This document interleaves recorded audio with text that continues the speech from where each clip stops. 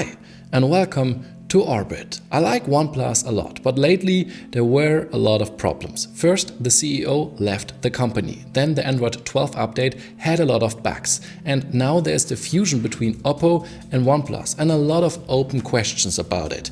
And then there is the OnePlus 10 Pro, which was released 2 months ago in China.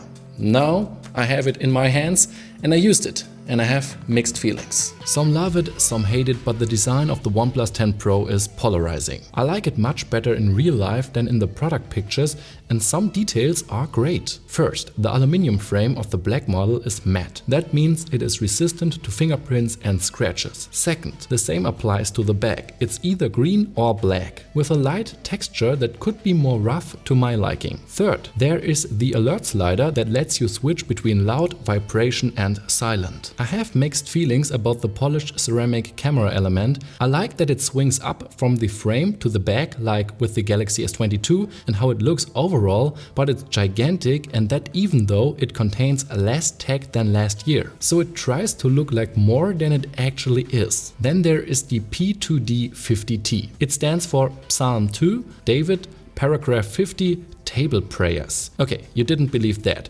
Well, it stands for Phone 2nd Generation Hasselblad Camera 50 Megapixel Triple. That is the dumbest thing I've ever heard. Why do you have to put it on the back of a smartphone inside the flash? I just don't get it.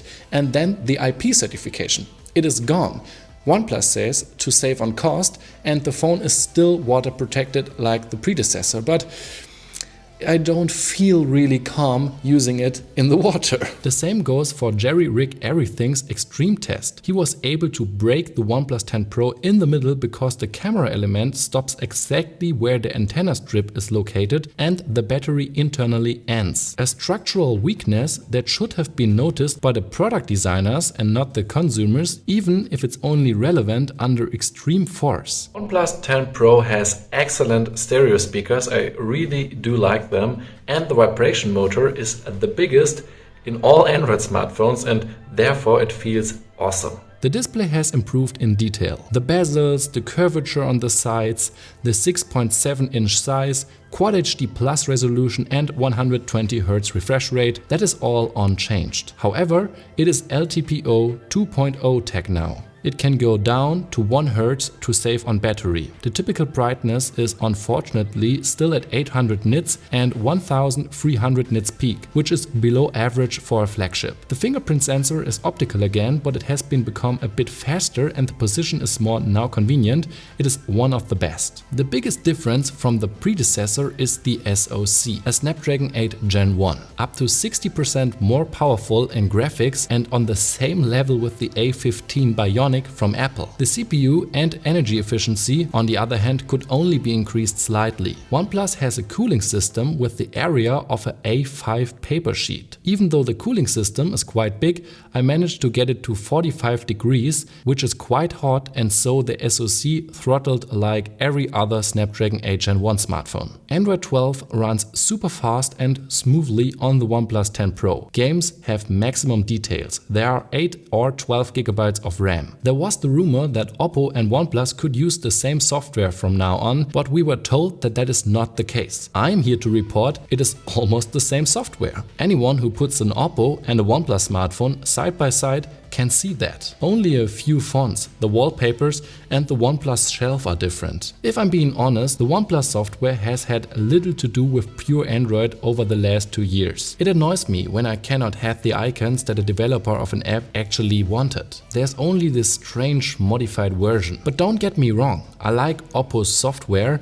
and I like OnePlus software. Both of them get 3 years of guaranteed updates, and that is something good. However, I would like to see Oppo getting closer to OnePlus and not the other way around. This tech channel is brand new, I just started it, so a sub to it would mean the world to me. Although the camera element looks much more huge than on the predecessor, it is largely identical and there are even 2 steps back. The main sensor is in 48 megapixel, nicely sized and behind a 1.8 aperture. Color reproduction, thanks to the Hasselblad Color Science 2.0, is nice and natural, not pale but vibrant. I like the look. I don't have have to edit the photos, but I can. In low light, the night mode only triggers briefly for bright, low noise results. OnePlus does not set any records here, but they don't have the 5-axis stabilization or the Mari silicon like the Find X5 Pro. Nonetheless, it does not hide behind the iPhone 13 Pro, Galaxy S22 Ultra or Pixel 6 Pro. The ultra-wide angle, on the other hand,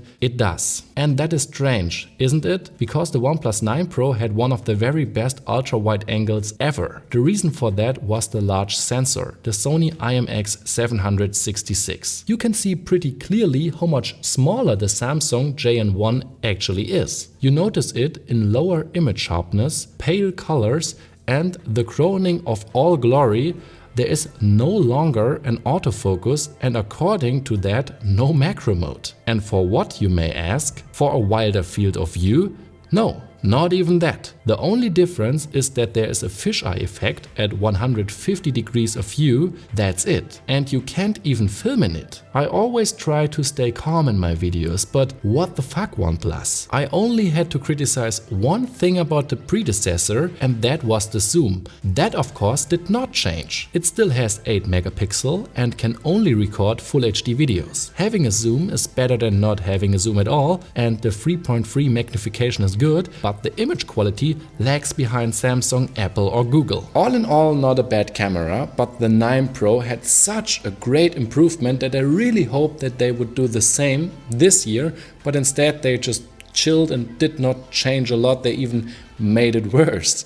And then there is the battery, which increased by 500 mAh and is now 5000 mAh big, which is quite large for such a slim device. As a result, the runtime is slightly better. I got 4 to 5 hours of a display use, which is worse than the 5 to 6 hours I had with the almost identical Find X5 Pro. Perhaps updates can still optimize this. Charging is done with the new included 80 watt SuperVOOC power supply in 32 minutes from 0 to 100%. 5 minutes slower than the predecessor because it is not really 80 watts. The 65 watt charger of the OnePlus 9 Pro also charges the 10 Pro in 32 minutes. That's still a good value, but again, you are trying to look like more than you actually are OnePlus. With the 50 watt wireless charger, you can charge the phone fully in about 50 minutes. Conclusion: it really feels like OnePlus lost their path and they settled, which is so sad to see because they have been an enthusiast smartphone brand and I liked them because of that.